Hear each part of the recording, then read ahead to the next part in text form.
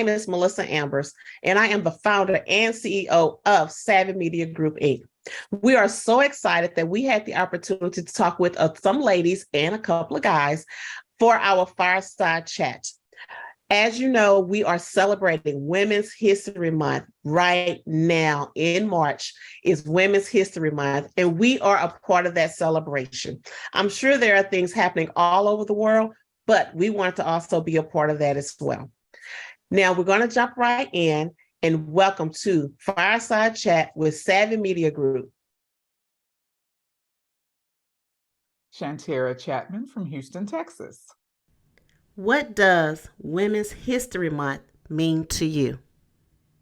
A great opportunity to be able to acknowledge and showcase women's accomplishments in different industries, and to be able to highlight women in a different light, and really be able to talk about how women have been able to make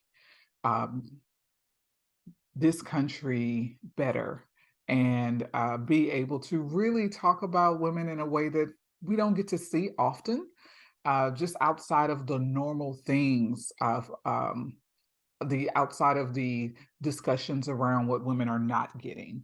I love Women's History Month for the fact that we get to just really say, this is the time when we are sharing the stories of the women who are doing wonderful, wonderful things in corporate America, who are leading the companies, who are leading the country in different areas. So that's, to me, the great thing about Women's History Month, and what I love about women's history. Why is it important for you to participate in a project like this to celebrate women in leadership roles? I think it's really important to celebrate women in leadership roles and participate in projects like this, because we don't get to do it often, and we don't see it often at all.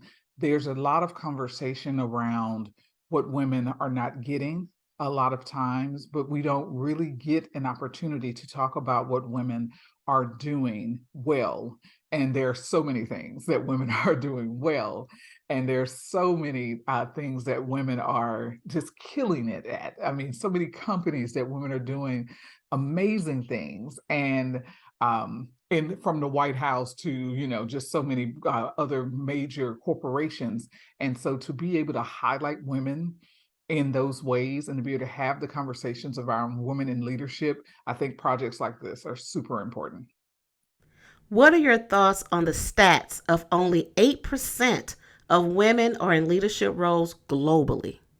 So the stats that only 8% of women are in leadership. The first thing is, okay, I know it's more than where it's been.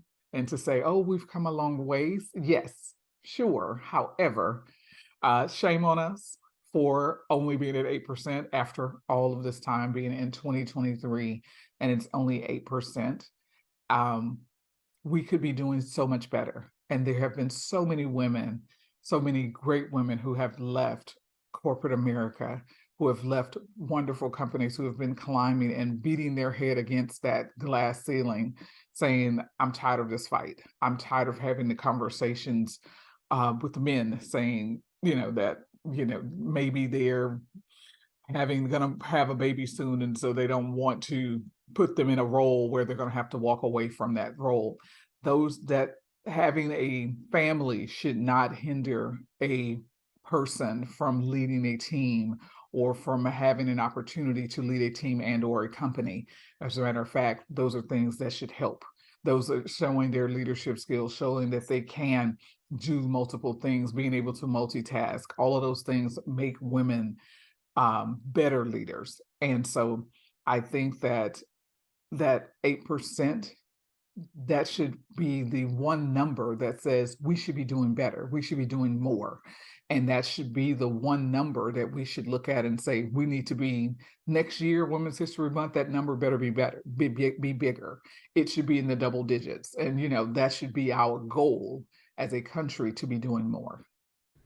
What would you like to see changed with women in leadership roles in having a seat at the table? I would love to not have the conversation about women needing to have a seat at the table.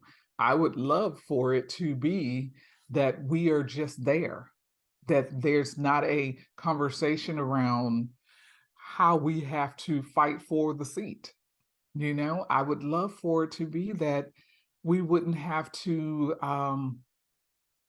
network so hard to have so many allies to get that seat at the table. I would love to be able to see more women have voices at that table. And once we get to the table, actually be able to utilize our voice and not have to constantly figure out how to have our voices heard. And be able to speak up and not be so exhausted when the meeting's over because we're trying to figure out, man, did they hear me?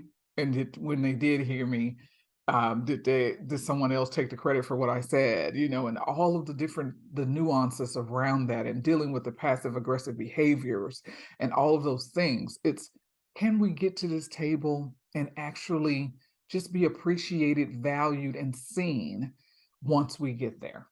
I would love to say to women that we are strong, and I want to be able to say to women to acknowledge that, to live in your truth, own your power, and even if someone else does not acknowledge it, look at yourself and acknowledge your own power in the morning.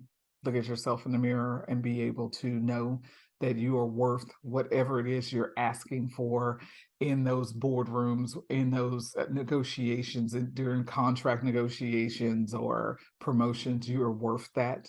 You're worthy of that. And to be able to look at yourself and say that I'm enough.